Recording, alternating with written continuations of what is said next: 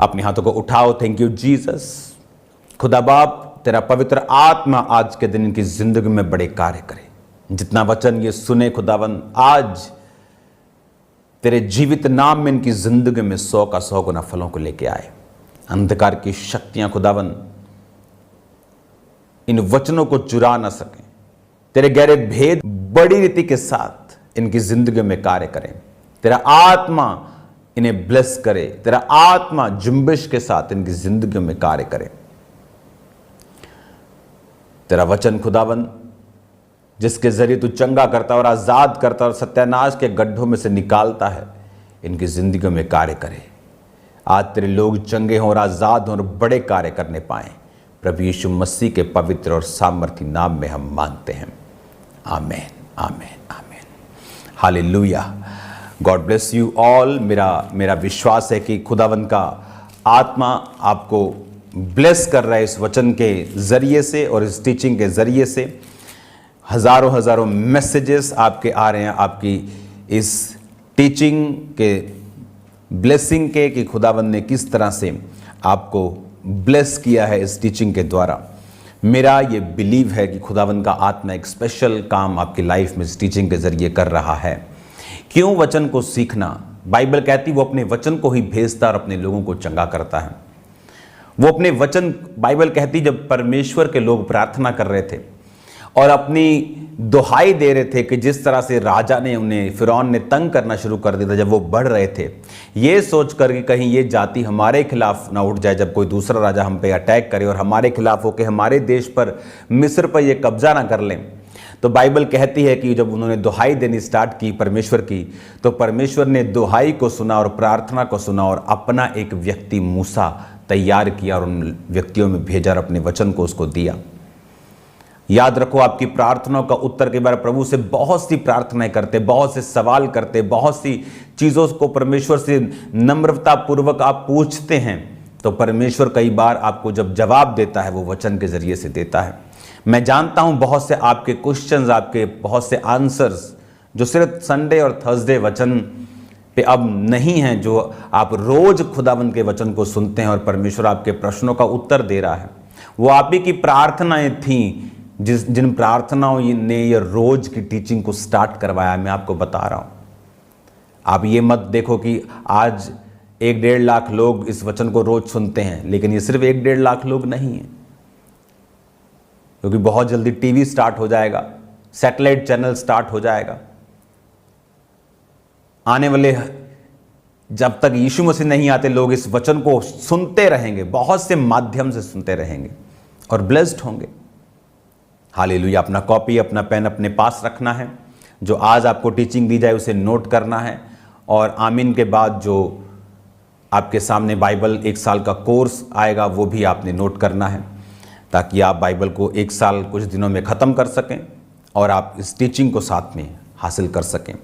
Bible teaching आप लोगों के लिए इसीलिए है ताकि आप परमेश्वर के हृदय को, आप उसके चीज़ों को आप समझ सकें, और परमेश्वर को जब आप समझ गए आप उसके साथ अच्छी रीति के साथ चल सकते हैं।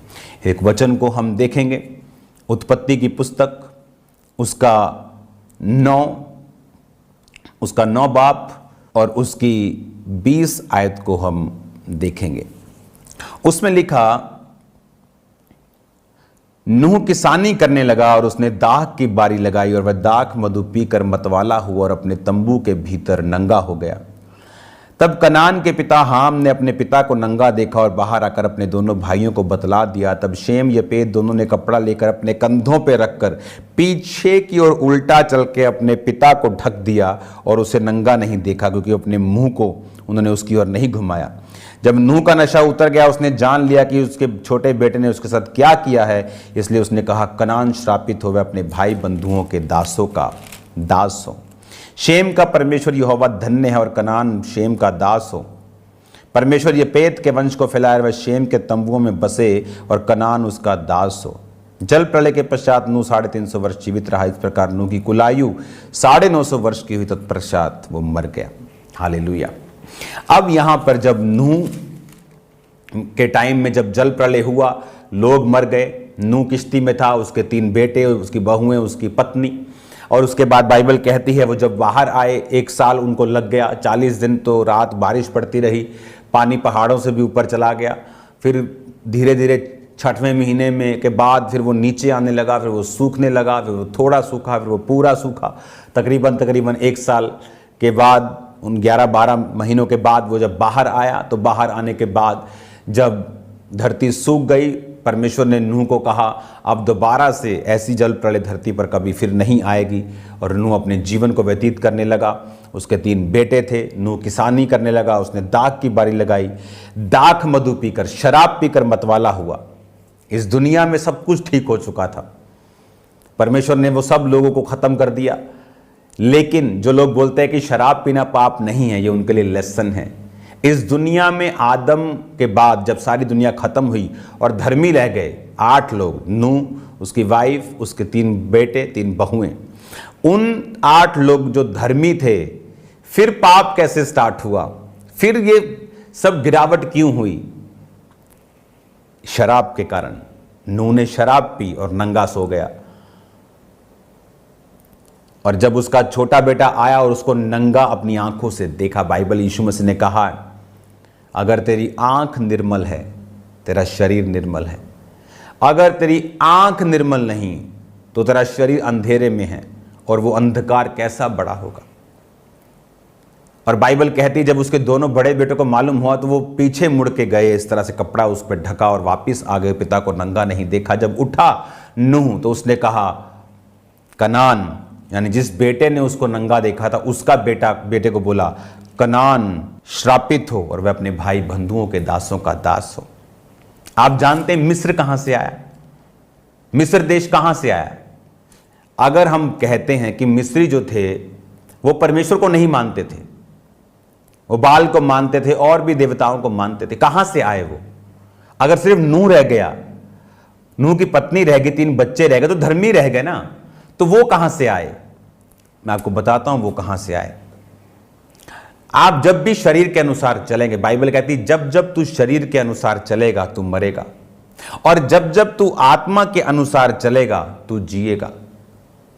शरीर के अनुसार चलेगा तो मरेगा, आत्मा के अनुसार चलेगा तो जिएगा। अब यहां पर जब परमेश्वर ने अब्राहम को बोला था कि मैं तुझे कनान देश दूंगा, परमेश्वर ने इस्राएल को बोला मैं तुम्हें हित्ती, अमोरी, यबूसी लोगों का देश दूंगा। कहां से आए वो? क्यों परमेश्वर किसी का देश किसी को देगा? क्यों परमेश्वर हम सब परमेश्वर के बच्चे हैं, सब एक ही बाप की संतान है, तो क्यों एक संतान की आशीष छीन के खुदा कहेगा मैं दूसरे को दूंगा? ऐसा क्यों कनान देश परमेश्वर इस्राएलियों को देना चाहता था? ये वही कनान है जो श्रापित था परमेश्वर से। और क्यों?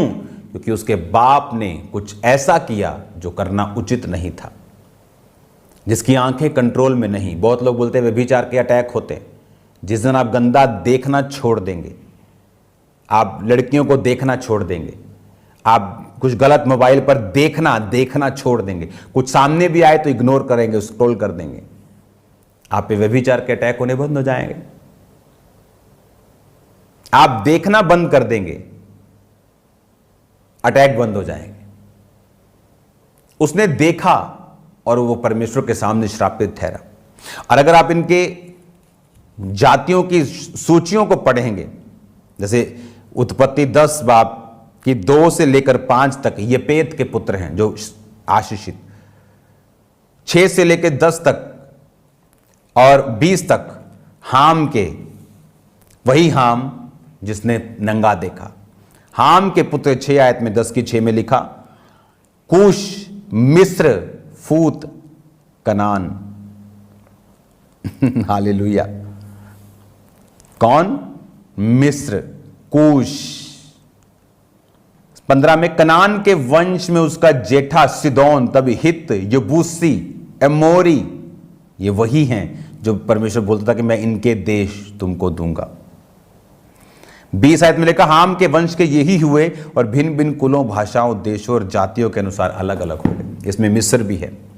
कनान भी है, यबूसी भी है, अमोरी भी है, हित्ती, हाँ सारे हैं ये, हिव्वी, अर्की, सीनी, आवर्दी, समारी, हमाती, ये सब लोग थे जो परमेश्वर कहता था अब्राहम मैं तुझे दूंगा। और लोग सोचते कि परमेश्वर, कभी लोगों ने सोचा ही नहीं कि क्यों परमेश्वर बोलेगा कि मैं ये देश, इस देश को दूंगा। क्योंकि बाइबल कहती परमेश्वर शारीरिक कामों से नफरत करता है, वो पाप से नफरत करता है। हाम का पाप उसके वंश को लगा। परमेश्वर ने कहा अगर तुम मेरी आज्ञाओं पे चलोगे तो मैं हजारों पीढ़ियों तक करुणा करूंगा, अगर तुम मेरी आज्ञाओं पे नहीं चलोगे तो 7 पीढ़ियां मैं तुम्हारी श्रापित कर दूंगा। आपको यह ध्यान में रखना है। परमेश्वर ने आपको आशीषित होने के लिए बुलाया। उसने कहा तू आत्मा के अनुसार चलेगा तो जिएगा, अगर तू शरीर के अनुसार चलेगा तो मरेगा। अगर आप आत्मा के अनुसार चलेंगे, जो दूसरे 2 बेटे आत्मा के अनुसार चले, शरीर को आदत है गंदा देखने की, उसको आदत है कुछ ना कुछ उल जलूल अफलातून करने की, आत्मा को आदत नहीं। आत्मा वो डिसिप्लिन में रहना चाहती, शरीर डिसिप्लिन से बाहर आना चाहता है। शैतान ने हवा को डिसिप्लिन से बाहर आने के लिए प्रेरित किया और वो आई और सारे श्राप अपने ऊपर ले आई। अब कनान के पिता हाम को समझ जाना चाहिए था कि हवा ने भी देखा था फल खाने में देखने योग्य, मन चाहने योग्य, सुंदर है, खाने के योग्य भी है, मन भाव भी है, तो खा लिया। देखा और इसने भी देखा, पता था, दूर से मालूम पड़ता है पिता नंगा है, तो वो भी जा सकता था इसी तरह से। वो गलती से ऐसे कुछ सीन आगे आ गया, वो गुनाह नहीं, लेकिन उसको देखा, उसने देखा मन की इच्छा से, ये श्राप था उसके लिए। और वो देखो एक श्राप जो परमेश्वर के मुंह से निकला कि कनान अपने भाई बंधुओं के दासों का भी दास होगा, वो कब पूरा हुआ? हजारों सैकड़ों सालों बाद अब्राहम के टाइम पर, उस टाइम पर मूसा के टाइम पर, उसके बाद यहोशू के टाइम पर वो सारी जो परमेश्वर ने बोला था वो पूरा होता गया और वो देश इस्राएलियों के अधीन में आते गए और वो उसके दासों के दास हुए। कुछ ने मजदूरी की। पढ़ो बाइबल, पढ़ो। आज गहरी बाइबल स्टडी में ये सब चीजें बताई जा सकती हैं आपको। हालेलुया। परमेश्वर नहीं चाहता था। उन्हें नियम में क्या कहता है? शरीर के अनुसार चलोगे तुम मरोगे, तुम कम होगे। मैंने आपको पिछले एपिसोड में बताया क्यों परमेश्वर ने उम्र को कम किया। इसीलिए 120 कर दिया 950 से, क्योंकि वो शारीरिक कामों में फंस गए, आत्मा के अनुसार चलना छोड़ दिया और परमेश्वर ने उनको कम किया। कितनी चीजें हैं जो परमेश्वर लोगों की कम करता है, उनको मालूम भी नहीं। तब कोई अनाउंसमेंट नहीं हुई धरती के ऊपर कि 120 कर दी गई तुम्हारी उम्र, लेकिन धीरे धीरे वो चीजें होती गई। आज बहुत सी चीजें लोगों के साथ हो रही। लोगों को लगता है कि ये नेचर है, लोगों को लगता है ये इत्तेफाक है, लोगों को लगता है ये लाइफ है। उन्होंने लाइफ को संघर्ष का नाम दे दिया है। अब अपने बच्चों को संघर्ष करने के लिए पैदा नहीं करते हैं। आप नहीं बोलते चल पत्नी को कि चल आप 2-4 बच्चे पैदा करते संघर्ष करने के लिए, फिर ये उठे और संघर्ष करे सारी उम्र। आप नहीं करते। एक बाप नहीं चाहता, मां नहीं चाहती, एक संसारिक मां और बाप नहीं चाहते, तो क्या परमेश्वर चाहता है हम संघर्ष करें? उसने आपको 0 संघर्ष करने के लिए बुलाया है। मैं आपको बता सकता हूं 0। परीक्षाओं में भी कहता है आनंदित रहो, वो भी संघर्ष नहीं है, क्योंकि उसमें परमेश्वर आपको बना रहा है, आपको बिल्ड कर रहा है। जो आपकी तरक्की परीक्षा के दिनों में होगी वो कभी भी दूसरे दिनों में नहीं होगी। वो आपको तो ब्लेस कर रहा है उन दिनों में। और यहां पर ये मिस्र, ये फूत, ये कनान, ये सारे यबूसी, ये मोरी, मिर्गशी, हिव्वी, अर्की, सीनी, ये सब हाम के बेटे थे, कनान के वंशज में पैदा हुए। जैसे परमेश्वर ने कहा था मैं तुमको तेरे भाई बंधुओं के दासों का दास बनाऊंगा। क्यों? क्योंकि तुम शरीर के अनुसार चले। बाइबल कहती एक पाप, एक गुनाह आदम का पूरी पृथ्वी के गिरने का कारण हुआ। एक आज्ञाकारिता जीसस क्राइस्ट की, यीशु मसीह की, पूरे मानव जाति के कल्याण का कारण बनी। आज जो आदम और हवा से जन्मे हैं आज भी कर्स के नीचे हैं, और जो जीसस क्राइस्ट से जन्मे हैं, जो रूह और आत्मा से, पानी से जन्मे हैं, जो जल और आत्मा से जन्मे हैं, वो जीसस की संतान हैं।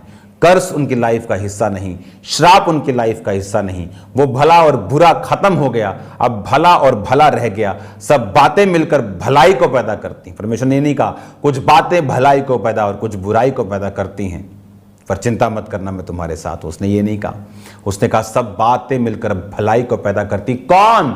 जो मसीह यीशु से प्रेम करते हैं, अर्थात वो जो उसकी इच्छा के अनुसार बुलाए गए हैं। हालेलुया। तो आपको ये बातें समझनी है। अब जब बाइबल स्टडी स्टार्ट हुई है, आपको पूरी बाइबल की स्टडी होगी, आप समझेंगे क्या हुआ, कैसे हुआ। आप बाइबल को पढ़ेंगे, साथ साथ आपको पढ़ना नहीं आता, आप सुनेंगे, सुनने के साथ साथ ट्यूशन रखेंगे पढ़ने की, कि 1 महीने के अंदर आपको बाइबल अपनी पढ़नी आ जानी चाहिए। हालेलुया। कॉपी पेन साथ रखा करेंगे, नोटिस किया करेंगे, कोर्स को नोट करेंगे, बाइबल की टीचिंग को नोट करेंगे। आमीन।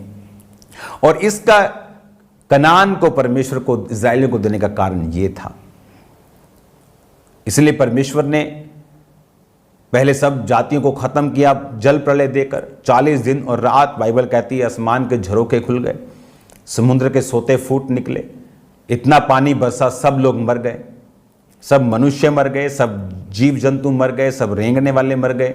जो मछलियां थी वो बची रहीं, जो नूह के साथ किश्ती के ऊपर थे वो बचे रहे। आज भी अमेरिका में वैसी सेम किश्ती अंग्रेजों ने बनाई, आप उसे देखो कैसा जबरदस्त उन्होंने काम किया। अब मैं जब अमेरिका जाऊंगा तो मैं जरूर उसे देखने का प्लान कर रहा हूं। तो आपको मालूम होता है कि परमेश्वर किस तरह का परमेश्वर है। उसने किस रीति से इंसान को ब्लेस करने के लिए 950 साल की उम्र दी, किस तरह की उसके गुनाहों ने उसको 120 कर दिया, किस तरह से परमेश्वर ने नूह को सारी पृथ्वी दी, और किस तरह से सब एक ही ग्रेस के नीचे थे। अब 2 भाई अब चले गए, एक डाउन चला गया, क्योंकि एक शरीर के अनुसार चला और दूसरे 2 आत्मा के अनुसार चले। बाइबल में लिखा तुम शरीर के अनुसार चलोगे तो मरोगे, इसलिए परमेश्वर ने कहा तुम शरीर की इच्छाओं को पूरा करने का प्रयत्न कभी मत करो। अपने शरीर को धर्म के हथियार होने के लिए सौंप दो। शरीर की लालसाओं को पूरा करने का प्रयत्न मत करो, क्योंकि उससे तुम कम होगे, उससे तुम कर्ज के नीचे आओगे। तुम आत्मा के अनुसार चलोगे, परमेश्वर कहता है मैं तुम्हें बढ़ाऊंगा। इतना तुम सोच भी नहीं सकते, इतना कि तुम इमेजिन भी नहीं कर सकते।